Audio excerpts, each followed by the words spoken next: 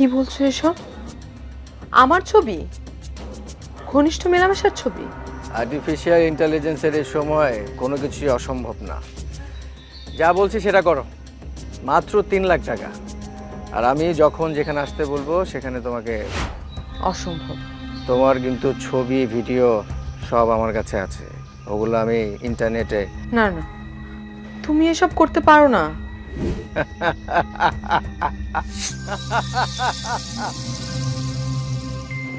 আমি এখন কি করব? মাকে বলি।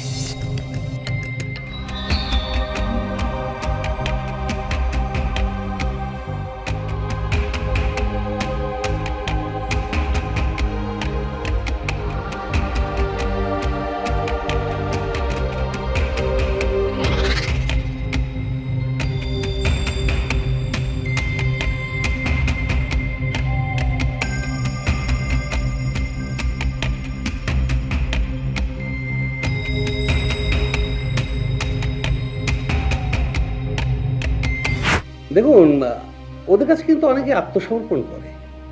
আপনি অভিযোগ করেছেন, আমরা কিন্তু তাকে ধরে ফেলেছি। কনভারসেশনের প্রমাণ আছে, চ্যাটিংয়ের স্ক্রিনশটও আছে। শাস্তি কিন্তু তার হবেই।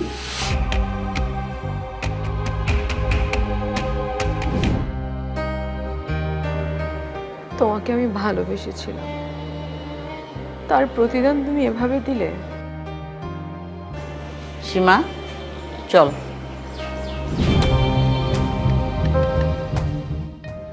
বুঝে শুনে সম্পর্ক করুন। ডিজিটাল প্ল্যাটফর্মে নির্যাতনের শিকার হলে দ্রুত আইনের আশ্রয় নিন।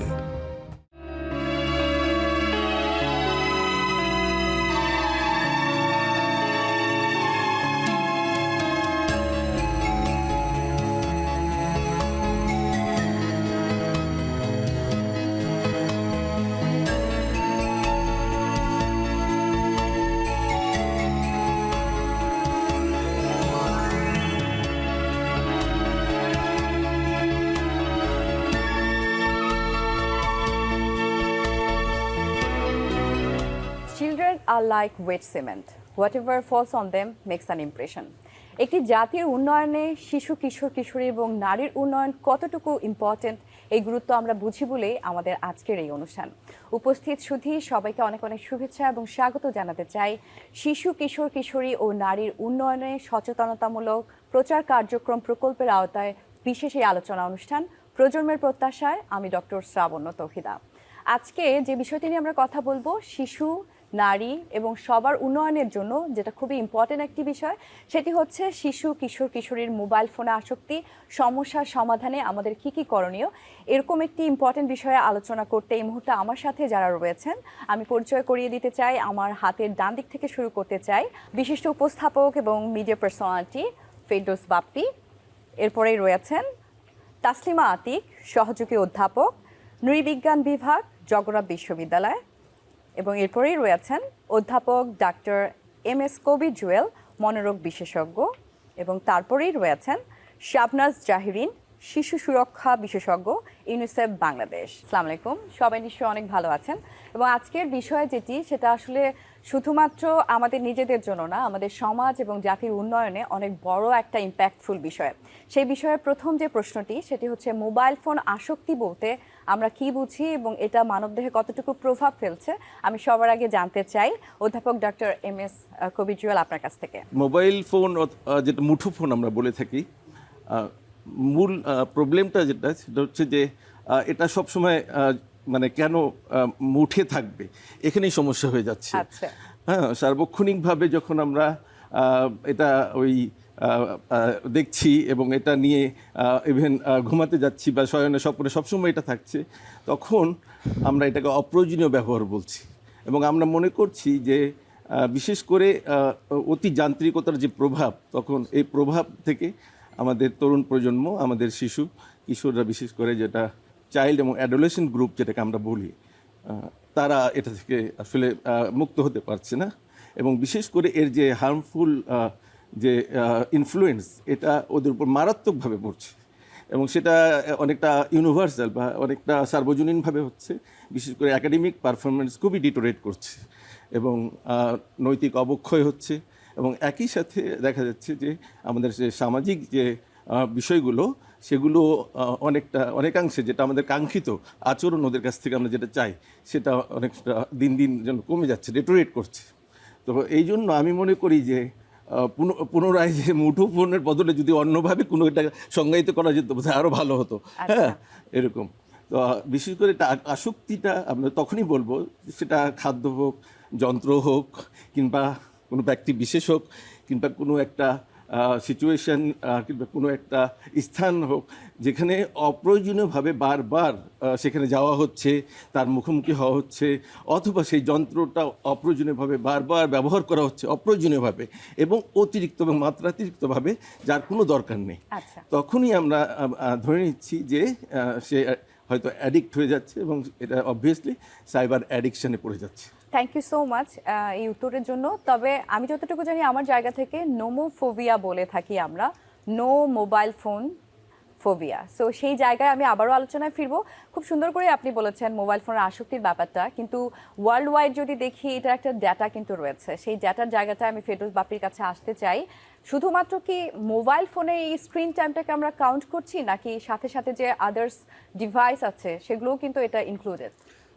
ঠিকই বলেছেন যে এটা কেবলমাত্র মোবাইল ফোন বলবো না, যে আমাদের সাথে ল্যাপটপ আছে, আমাদের সাথে ট্যাব আছে, কম্পিউটার আছে, টেলিভিশন আছে। আপনি জানেন যে টেলিভিশনও এখন আর শুধু টেলিভিশন না, এটাও আসলে একটা স্ক্রিন অ্যাডিকশন। তারপর মোবাইল অ্যাডিকশন না বলে বলতে পারি স্ক্রিন অ্যাডিকশন, স্ক্রিন টাইম। এবং খুব ভয়াবহ কিছু তথ্য আমি আপনাকে দিই। সেটা হচ্ছে যে পরিসংখ্যান আমাদের বিটিআরসি টেলিকম যে রেগুলেটরি বডি আছে, তারা সার্ভে করে দেখছেন যে 77% যাদের বয়স 15 থেকে 24, তাদের মধ্যে 77% ছেলেমেয়েই এই স্ক্রিন অ্যাডিকশনে ভুগছে।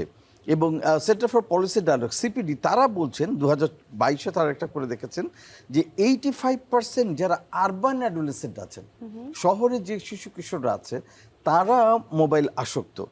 এবং স্কুলে একটা যেটা পরীক্ষা করা হয়েছিল যে স্কুলে গিয়ে ব্যবহার করছে 43% ছেলে মেয়ে স্কুল টাইমে তারা ব্যবহার করছে।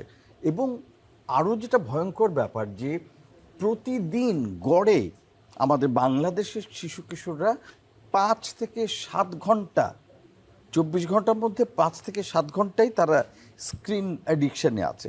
ব্র্যাক ইউনিভার্সিটি 2022-এ আরেকটি তারা সার্ভে করেছিল, যেখানে তারা দেখতে পাচ্ছে যে 67% ছেলে মেয়ের পড়াশোনার বিশাল ব্যাঘাত ঘটছে এই মোবাইল অ্যাডিকশানের কারণে। এবং এনআইএমএইচ যেটা আমাদের মেন্টাল হেলথ ইনস্টিটিউট যারা আছেন, তারা গবেষণা করে দেখছেন যে 4 মানে ঘন্টায় যদি 4 বার যদি দেখে তারা, বা 4 ঘন্টা যদি একজন শিশু কিশোর মোবাইল আসক্ত হয় বা স্ক্রিন অ্যাডিকশন হয়, তাহলে তার মানসিক অবসাদ, মেন্টাল হেলথ ক্ষতিগ্রস্ত হবে সাধারণ একজনের তুলনায় 2.5 গুণ বেশি। তার মানে এই যে আমাদের 77% ছেলে পেলে যারা আজকে মোবাইল অ্যাডিকশনের আওতায় আছে, এদের সবাই অন্যদের চাইতে, বাকি যে আমাদের 23% ছেলে মেয়ে আছে তাদের চাইতে তাদের মানসিক অবসাদ হওয়ার সম্ভাবনা বেশি। এবং দেখা যাচ্ছে তাদের মধ্যে অনেক বেশি পরিমাণ আত্মহত্যা করার প্রবণতা দেখা দিচ্ছে। এবং স্যাডেস্ট পার্ট হচ্ছে যে যেটা পরিসংখ্যান যেটা বলছে, ইউনিসেফ তারা একটা পরিসংখ্যান চালিয়েছে, তারা বলছেন যে স্কুলে সাইবার বুলিংয়ের শিকার হচ্ছে এই স্ক্রিন অ্যাডিকশনের কারণে 35% ছেলে মেয়ে, এবং পড়াশোনায় পিছিয়ে যাচ্ছে, রেজাল্ট খারাপ হচ্ছে 55% ছেলে মেয়ের। আমাদের ডেভেলপমেন্টের ক্ষেত্রে, সামাজিক ক্ষেত্রে, মানসিক ক্ষেত্রে, স্বাস্থ্যগত ক্ষেত্রে একটা ভয়াবহ জায়গায় আছে। আমরা এমনি বলছি, কিন্তু পরিসংখ্যান বলছে যে আমরা যতটুকু জানি তার চেয়ে তারও ভয়াবহ জায়গা আছে। অনেকটুকু আমি এটা তুলনা করতে পারি আইসবার্গ থিওরির সাথে, যেটা আমরা দেখতে পাচ্ছি তার থেকেও মোর দেন 75% আমরা দেখতে পাচ্ছি না। As a doctor, as a mother, আমি যদি আমার এক্সপিরিয়েন্স শেয়ার করি, তাই সেক্ষেত্রে আমি বলতে পারি 2 বছরের নিচের বাচ্চার স্ক্রিন টাইম কিন্তু 0 হওয়ার কথা, যেটা বাংলাদেশে হচ্ছে না, আমাদের চারপাশে হচ্ছে না। এবং 5 থেকে 17 বছরের যে বাচ্চারা, তাদের কিন্তু 2 ঘন্টা হওয়ার কথা, কিন্তু তারা কিন্তু তার ডাবলেরও বেশি, যেমন 4 টিপ ঘন্টা। রিডিউস আপনি বললেন। জি। এক্স্যাক্টলি, এটার ইম্প্যাক্ট আসলে 5 অনেক থেকে 7 ঘন্টা পর্যন্ত তারা ব্যয় করছে। ট্রুলি আসলে যেটা দেখতে পাই না, আমরা বুঝি না। আমার কাছে মনে হয় পৃথিবীতে এমন একটা মাও নেই যে খারাপ মা। পৃথিবীর সব মাই কিন্তু অনেক ভালো মা, আমি এটা বিশ্বাস করি। তারা তার বাচ্চার জন্য সবচেয়ে বেস্টটাই ট্রাই করে থাকে। কিন্তু মোবাইল আসক্তির এই পার্টটাতে কেন মোবাইল আসক্তি হচ্ছে বা বিহাইন্ড দ্য সিন এটার রিজনটা কি, আমি একটু জানতে চাইবো হচ্ছে তাসলিমা আতিক আপনার কাছ থেকে।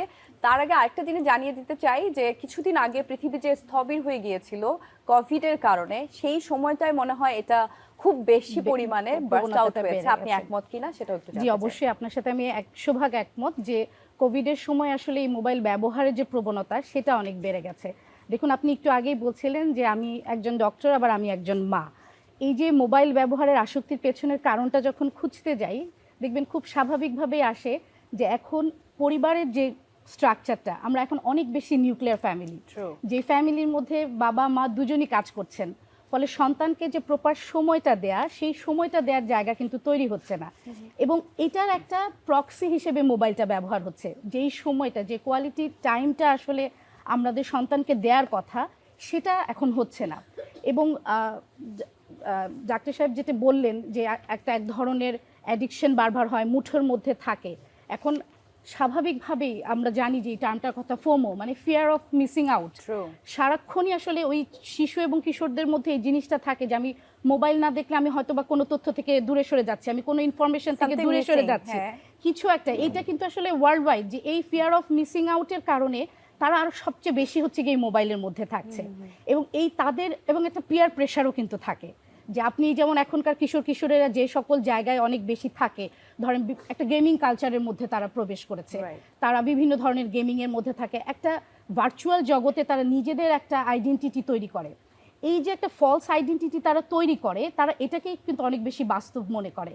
এবং এই হাইপার রিয়েল জগতে বসবাস করবার কারণে বাস্তবতা থেকে তারা অনেক বেশি বিচ্ছিন্ন হয়ে থাকে, সারাক্ষণ ওটার মধ্যেই বুঁদ হয়ে থাকে।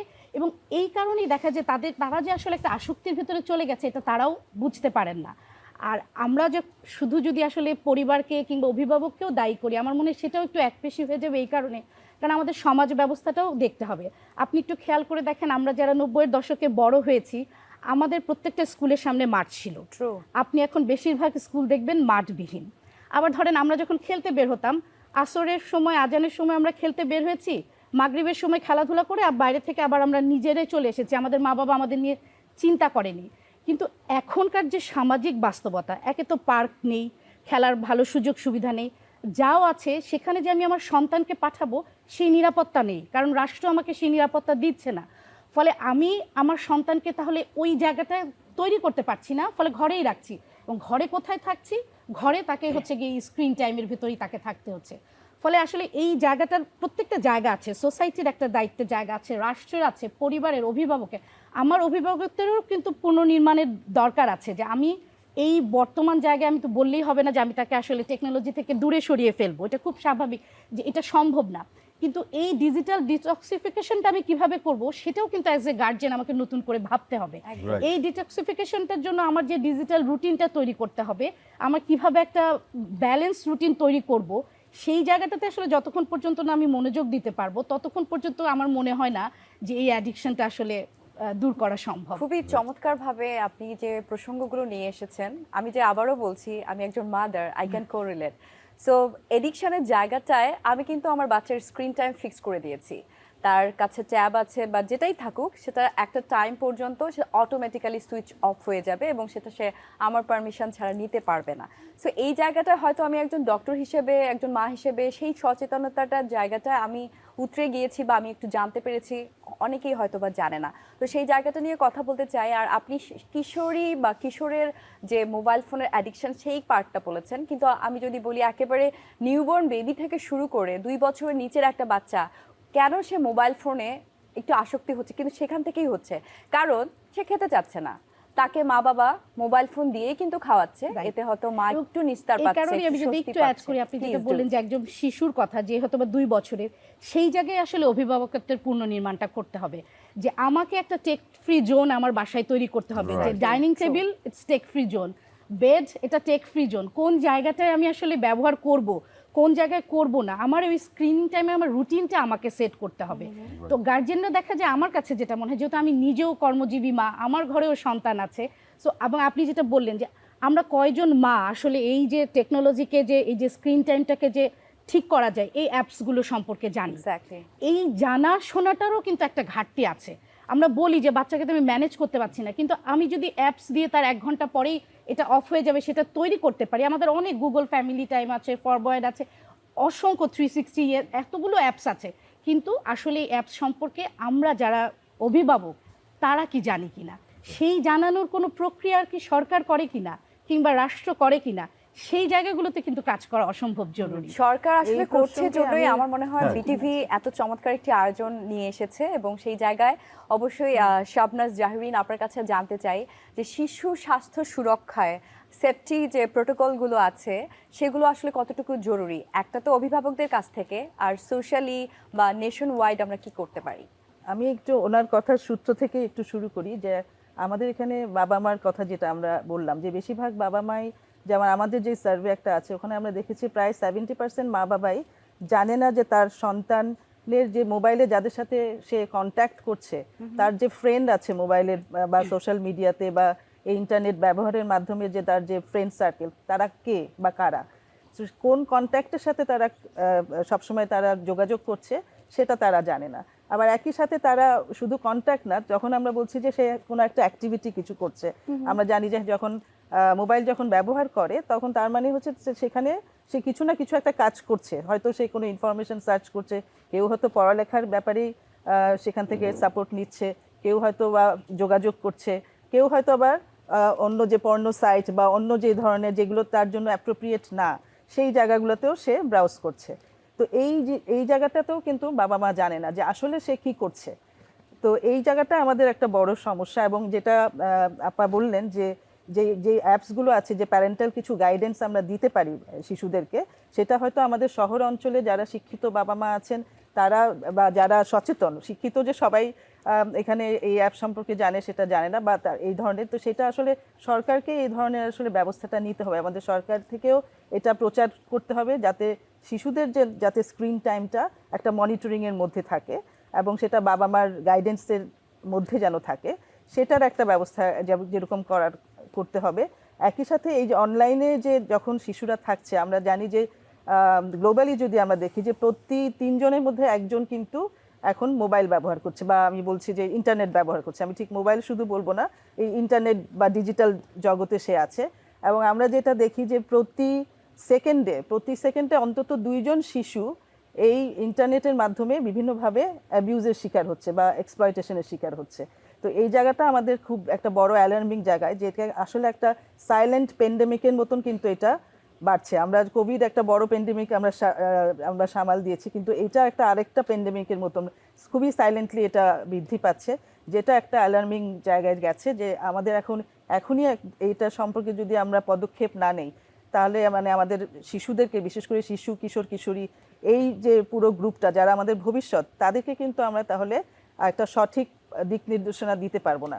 তো সেই কারণে আমার মনে হয় যে এখানে আমাদের যেই জিনিসগুলো বেশি করতে হবে, যে একটা রেগুলেটরি ফ্রেমওয়ার্ক থাকা দরকার। যেমন আমাদের যে আইনগুলো আছে এই সাইবারের বা মোবাইল আসক্তির বন্ধ করার জন্য, বা মোবাইলে যে ঘটনাগুলো ঘটে সেগুলোকে প্রিভেন্ট করার জন্য, সেই আইনগুলোতে কিন্তু শিশুদের বিষয়টা একদমই অ্যাবসেন্ট।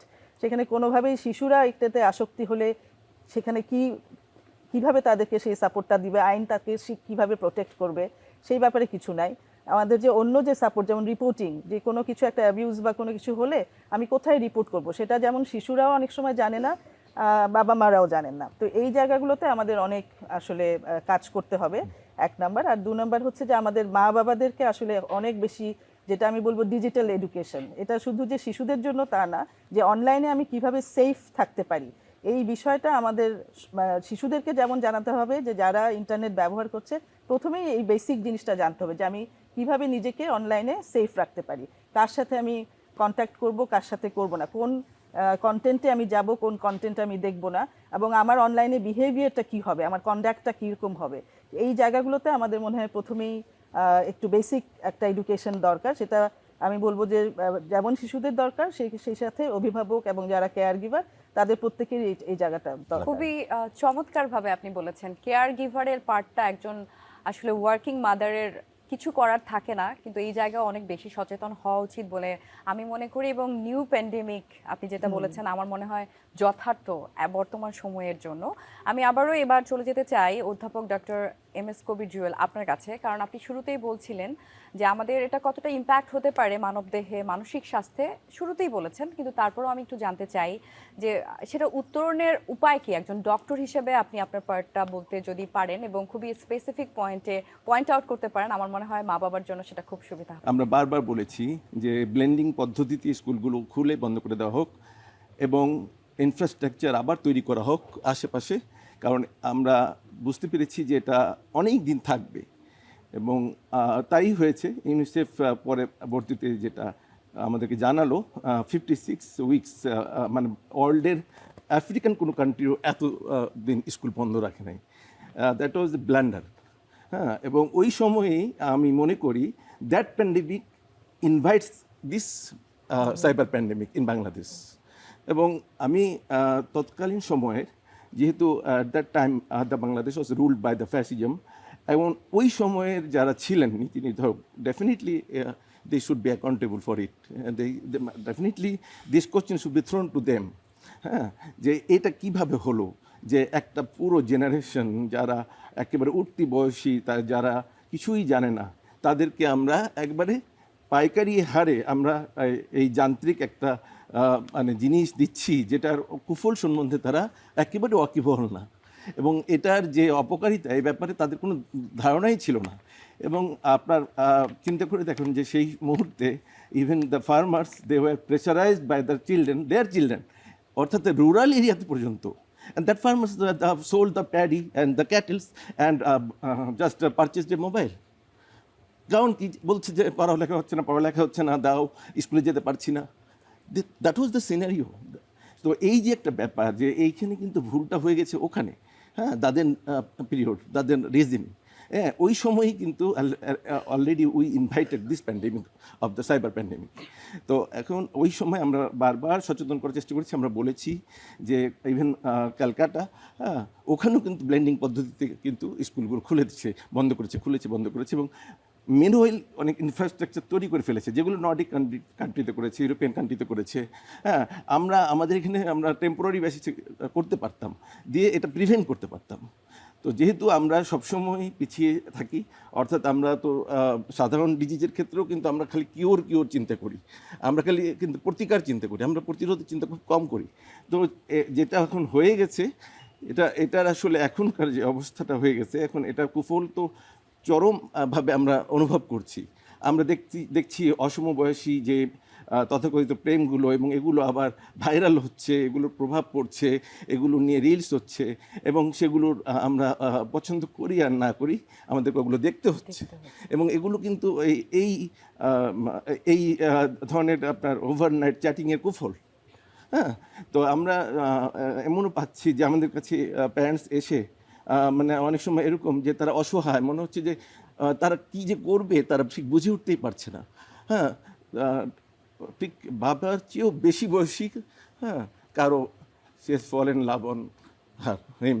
তো এইরকম এই যে অবস্থাটা যেটা হচ্ছে, বাবার কাছে ডিমান্ড করছে যে তুমি তোমার সব টাকা দিয়ে দাও ক্রিপ্টোকারেন্সি, হ্যাঁ, তোমার এইসব কষ্ট করে রোজগারের দরকার নেই, হ্যাঁ, আমি জাস্ট একটা অ্যাকাউন্ট খুলবো অ্যান্ড আমি দেখো তোমাকে উইদিন ভেরি ফিউ উইকস আমি তোমাকে I will bring a lots of money for you. তো এই যে তারা ইমিটেট করছে, এবং there are lots of sites they are inviting them to invest the site, because তারা তো এটা কনসিকুয়েন্স জানে না। হ্যাঁ, এবং আপত্তিকর সাইট যেটা উনি বলেছে already, I am not interested to আটার দ্যাট ওয়ার্ড। আপত্তিকর সাইটগুলো তো আছেই, যেটা বাংলাদেশে এখন পর্যন্ত বিটিআরসি বারবার বলা সত্ত্বেও রেস্ট্রিকশন করছে না। হ্যাঁ, এটাও কিন্তু মানে পার্শ্ববর্তী দেশের they have already engulfed by their culture. হ্যাঁ, তো এখন ওইগুলো যদি না আসতে পারে, তাহলে আমরা অনেকাংশে কিন্তু কিশোরদেরকে এবং কিশোরীদেরকে আমরা বাঁচাতে পারতাম। তো আমরা তো সেটা পারি নাই, শুধুমাত্র আমাদের রেস্ট্রিকশনের জন্য। কারণ আমরা when I was working as a consultant in the Middle East and Malaysia, I found that they have restricted all the sites. হ্যাঁ, ওখানে if you are interested you can get access. হ্যাঁ, তো এখানে তো এটা রাষ্ট্রীয়ভাবে করা হচ্ছে না, কারণ আপনার বয়স ভিত্তিক যে এখানে যে সীমাবদ্ধতা, সেই সীমাবদ্ধতা তো রাষ্ট্রীয় পর্যায়ে একেবারেই নাই। হ্যাঁ, anyone can get access anywhere. তো এই যে ব্যাপারটা, এটা কিন্তু বেশি মুখ্য। তারপরে না আমাদের কাছে আসলো তারপর আমরা দেখলাম, এখন আমরা দেখে না হয় একজনকে কিছুটা ভালো করলাম, তারপরে সে আবার পিয়ার প্রেসার আবার রিল্যাপস করছে। তাহলে what is the benefits of going to the psychiatrist, হ্যাঁ, or psychologist or psychotherapist or counsellor? আমাদের কাছে যে যারা আসবে তাদেরকে আমরা, বাচ্চাদেরকে তো আমরা যেটা করি, আমরা সাধারণত আর্ট থেরাপি দিই, প্লে থেরাপি দিই, স্পিচ থেরাপি দিই যদি ডিলেড হয়ে যায়। এভাবে করে আমরা রিলেটেড থেরাপিগুলো এগুলো দিই। আর অ্যাডোলেসেন্ট পিরিয়ডে যেটা আমরা করে থাকি, সাধারণত আমরা ইনডোর গেমস, আউটডোর গেমস থেকে শুরু করে লিটারেচার থেকে শুরু করে এই ধরনের যত ধরনের এরিয়া আছে আমরা ওগুলো তাদেরকে বলি, এবং বিহেভিয়ার মডিফিকেশন প্রোগ্রাম। এবং অ্যাডোলেসেন্টের সবচেয়ে বড় যেটা, সেটা হচ্ছে দরজা বন্ধ করে রেখে দেবে এবং ইরিটেবিলিটি খুব শো করবে, এবং সাডেন দেখা যাবে যে খুব টেম্পার হঠাৎ রেগে যাচ্ছে, মাত্রাতিরিক্ত রাগ, যেটা আপনার ইনঅ্যাপ্রোপ্রিয়েট আউটবার্স্ট অফ অ্যাঙ্গার, যেখানে হয়তো দরকার 100 টাকা, সেখানে 1 কেজি সে রাগ প্রকাশ করছে। তো এক্ষেত্রে আপনি normal counselling it will not work at all, then pharmacotherapy is required. তখন আমরা বাধ্য হই ওষুধ দিতে। এই জিনিসগুলো আসলে আমাদেরকে শিক্ষা মন্ত্রণালয়কে যুক্ত করতে হবে। Then that means it will be an integrated approach, multidisciplinary integrated approach. Multi sector এখানে ইনভলভমেন্ট খুবই জরুরি, এবং আমি বিশ্বাস করি আমাদের আজকের এই আলোচনা অনুষ্ঠান থেকে যারা দেখছেন বাংলাদেশ টেলিভিশনের পর্দায় সবাই অনুপ্রাণিত হবেন, সচেতনতামূলক অনেক কিছু আমরা ছড়িয়ে দিতে পারবো বলে আমি বিশ্বাস করি। এবং স্যারকে আমি ধন্যবাদ জানাতে চাই, আপনি খুব সুন্দর করে পয়েন্ট আউট করেছেন যে কি করণীয় আর কি করণীয় না। ফেরদৌস বাপির কাছে একটু জানতে চাই যে আপনি তো অবশ্যই একজন উপস্থাপক, মিডিয়া পার্সোনালিটি, তার বাইরে আপনি একজন বাবা, এবং আপনার দুটো সন্তান এত চমৎকারভাবে আপনি তাদেরকে সুন্দর করে এডুকেশন না শুধু, আমি সব কিছু দিয়েছেন। সেই আলোকে ছোট্ট করে একটু শুনতে চাই আজকের আলোকপাতের বিষয়। ওনারা যেটা বলেন ইম্প্যাক্টগুলো মোরলেস আমরা সবাই জানি। সো আমাদের বাচ্চারা কাছে যেটা হচ্ছে যে ওয়ার্ল্ড ওয়াইড এইটা থেকে বের হয়ে আসছে কিভাবে, এই প্রবলেমটা ওয়ার্ল্ড ওয়াইড সব জায়গায় ছিল। আমরা যদি দেখি নিউজিল্যান্ডের কথা, আমরা যদি দেখি ইটালির কথা বা স্ক্যান্ডিনেভিয়ান কান্ট্রিগুলির কথা, সেখানে কিন্তু 77% থেকে তারা নিয়ে এসছে 6%-এ। এই যে বিশাল শিফটটা হলো, সেটা কিভাবে হলো? তারা মাত্র কয়েকটা জিনিস করেছে। নাম্বার 1, পিতামাতাদেরকে, বাবা মাদেরকে কাউন্সিলিং করা হয়েছে, বলা হয়েছে যে আপনার বাচ্চার হাতে মোবাইল ফোন দেবেন না। আমরা দেখছি যে আমাদের ইদানিং কিছু হলে বাচ্চাকে মোবাইল ফোন দিয়ে দিই, ঠিক আছে খেলুক, ডিস্টার্ব করবে না। বাচ্চাকে স্ক্রিন দেওয়া যাবে না। বাচ্চা দেখে বাবা মা কী করছে, বাবা মাকে ফলো করে। সুতরাং বাইরে নিয়ম করে দিয়েছে যে বাচ্চার সামনে বাবা মা কোনোভাবেই স্ক্রিনে কাজ করবেন না। সেকেন্ড থিং যেটা তারা করছে সেটা হলো যে একটু আগে আপনার যেটা বললেন যে জোন করে দেওয়া, যে যখন তুমি ডাইনিং টেবিলে তখন তুমি পাবে না, ঘুমানোর সময় বেডরুমে তুমি ফোন নিয়ে যেতে পারবে না, আমার কাছে দিয়ে যেতে হবে, পড়ার সময় তুমি পাবে না, তুমি জাস্ট এই 1 ঘন্টা, এই 1 ঘন্টা কখন করতে চাও? তুমি কি 3টা থেকে 4টা করতে চাও, নাকি 4টা থেকে 5টা করতে চাও? করবে কি করবে না, অপশন ওইভাবে দিতে হবে। সো টাইমিং ফিক্স করে দেওয়া। এবং আমরা যদি এটা 2-3 বছর বয়স থেকে স্ট্রিক্টলি যদি করতে পারি যে হ্যাঁ তোমাকে এই টাইমটাই মেনটেন করতে হবে, এছাড়া তুমি পাবে না, তাহলে এটা সম্ভব। আরেকটা কাজ যেটা করতে হবে আমাদের, সেটা হচ্ছে যে আমাদের বাচ্চাদের নিরাপত্তার জন্য আমরা ফোন দিচ্ছি, নট নেসেসারিলি তাকে আমার স্মার্টফোন দিতে হবে, আমরা বাটন ফোন দিতে পারি কানেক্ট করার জন্য। তাহলে আমাদের বাচ্চারা কি টেকনোলজির সাথে কানেক্টেড হবে না? সে কি ওয়েবসাইটে যাবে না? সে কি দেখবে না? অবশ্যই দেখবে। তাহলে কীভাবে স্মার্টফোন দিব না? না, দেব না। আমরা কি করব? বাইরের দুনিয়া যেটা করছে যে লিভিং রুমে বা ডাইনিং রুমে এমন একটা কমন প্লেসে যেখানে সবসময় বাবা মা বা সবাই যাওয়া আসা করছে, সেখানে একটা ডেস্কটপ থাকছে, নো ল্যাপটপ, রুমে নিয়ে যাওয়ার কোনো সুযোগ নাই। ওপেন প্লেসে থাকছে, বাচ্চা ওখানে বসছে, টাইমিং দেওয়া আছে, এতক্ষণ পর্যন্ত তুমি করতে পারবে, তারপরে আর করতে পারবে না। ওপেন প্লেস, সবাই দেখছে, তো সে তখন কোনো আপত্তিকর কোনো সাইটে যাওয়ার তার কোনো সুযোগ থাকছে না।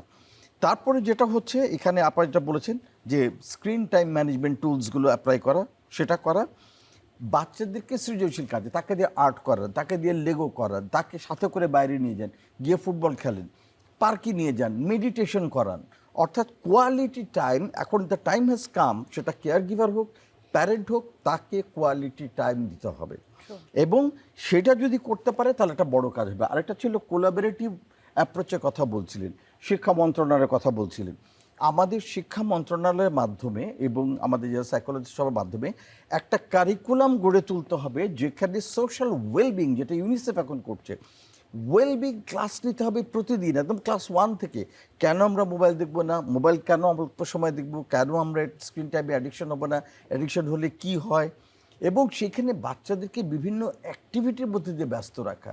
ইউরোপ, নিউজিল্যান্ড এই কাজটা করে তারা দারুণভাবে সফল হচ্ছে। সুতরাং দ্য টাইম হ্যাজ কাম আমাদের এটা করতে হবে। এবং আমরা আরেকটা হচ্ছে যে রিওয়ার্ডিং সিস্টেম চালু করা, যে ফাইন তুমি আজকে কোনো সারাদিন তুমি টাইম মতন করেছো, রাত্রেবেলা ফোনটা নিয়ে যাও নাই, তুমি খাবার টেবিলে আজকে ফোন ইউজ করো নাই, সুতরাং তোমার রিওয়ার্ড, তুমি একটা আইসক্রিম পাবে বা তুমি একটা কেক পাবে বা তুমি একটা তার চকলেট, পছন্দের যে কোনো কিছু সামথিং একটা রিওয়ার্ডিং করা, সো দ্যাট যাতে সে বোঝে এটা। এবং এটা বাবা মাকে এখন ডেলিভারিটলি করতে হবে।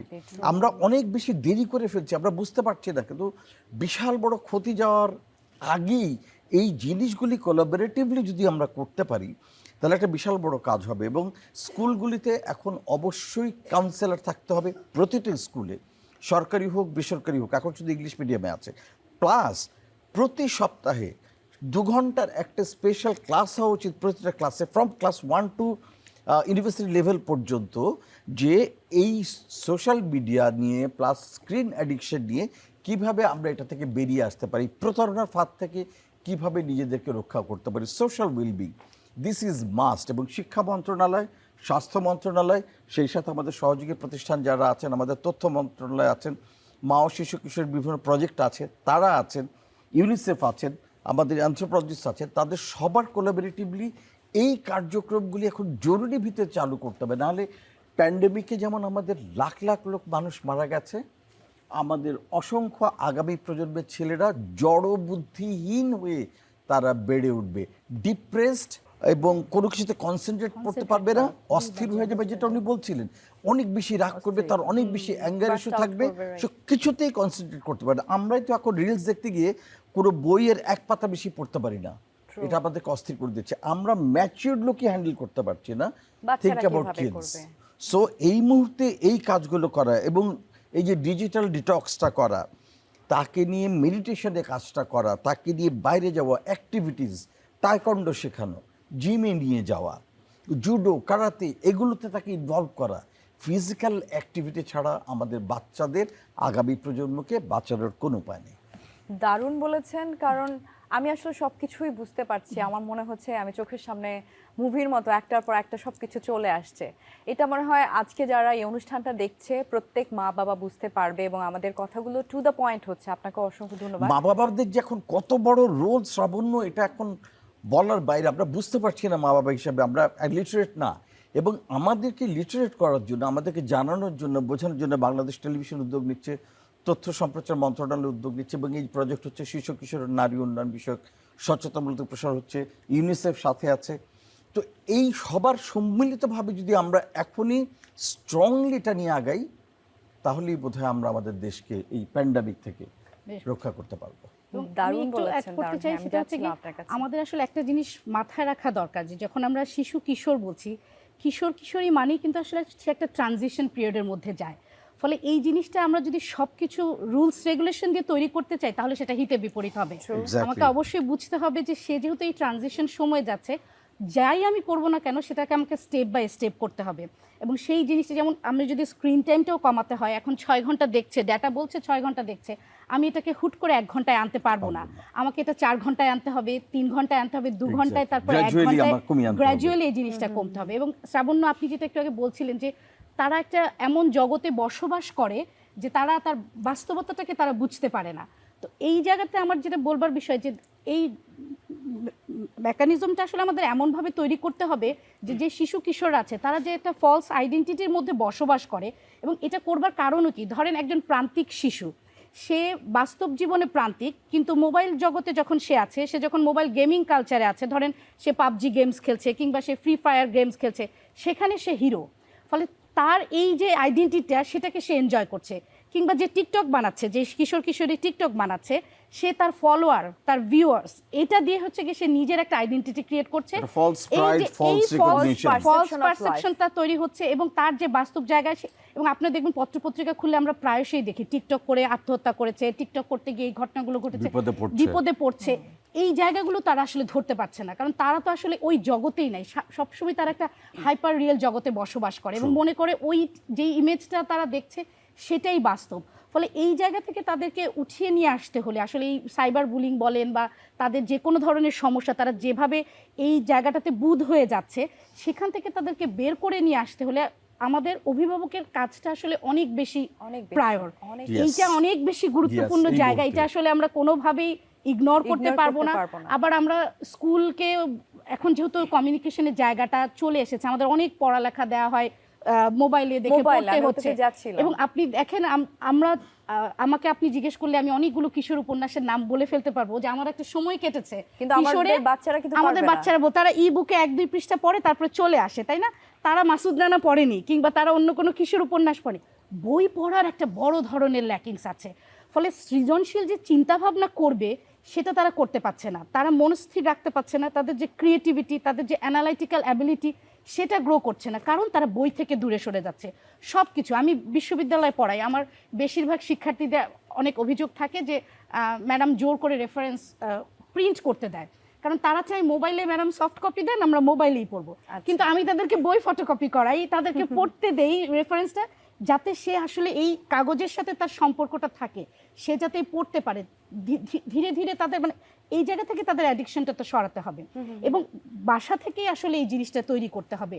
ভাইয়া যেটা বললেন যে আসলে আমাদের ফ্যামিলিতে ওই লিভিং স্পেসে যেই জায়গাটা আমরা তৈরি করব, আমরা যে মনিটরটা করতে পারছি, আমি যদি আসলে 14 বছরের কিশোরকে গিয়ে বা 12 বছরের কিশোরকে গিয়ে বলি যে এখন তুমি এটা করতে পারবে না, আমরা তো জানি মানুষের ব্যক্তিত্বটা তৈরি হয় সংস্কৃতির মধ্য দিয়ে, সে যেই পারিপার্শ্বিকতার মধ্য দিয়ে বড় হয়। এখন আমি তাকে শুরুতে দিলাম, 13 বছরে গিয়ে আমি তার তুলে নিলাম, এটা হবে না। আসলে শুরু থেকে আমাকে কাজটা করতে হবে, একদম শুরু থেকেই আমাকে আসলে ওই পরিবেশটা তৈরি করতে হবে যাতে সে তার ফিজিক্যাল অ্যাক্টিভিটির মধ্য দিয়ে তার সৃজনশীলতার বিকাশ করতে পারে এবং তার স্ক্রিনের প্রতি তার অ্যাডিকশন তাকে স্ক্রিন না দিয়ে তাকে আমি সাইকেল দেব, তাকে আমি লোগো দেব, তাকে আমি ক্লে দেব, ক্লে দিয়ে সে কিছু বুঝিয়ে পারবে এবং ছেড়ে দিয়ে গেলে হবে না। চল আসলে এটা বানাই, চল একটা ফুল বানাই করতে হবে। আমি আমার মেয়েকে নিয়ে ছবি আঁকতে বসি, কম্পিটিশন করি, মেয়ে ছবি আঁকার পরে ওয়েট করে, বাবা আসার পরে দেখাবে যে দুটো ছবির মধ্যে কারটা ভালো হয়েছে। এখন আমি যদি ছেড়ে দেই যে আমি তো করছি, আমার মেয়েকে ছবি আঁকতে দিয়েছি, হবে না।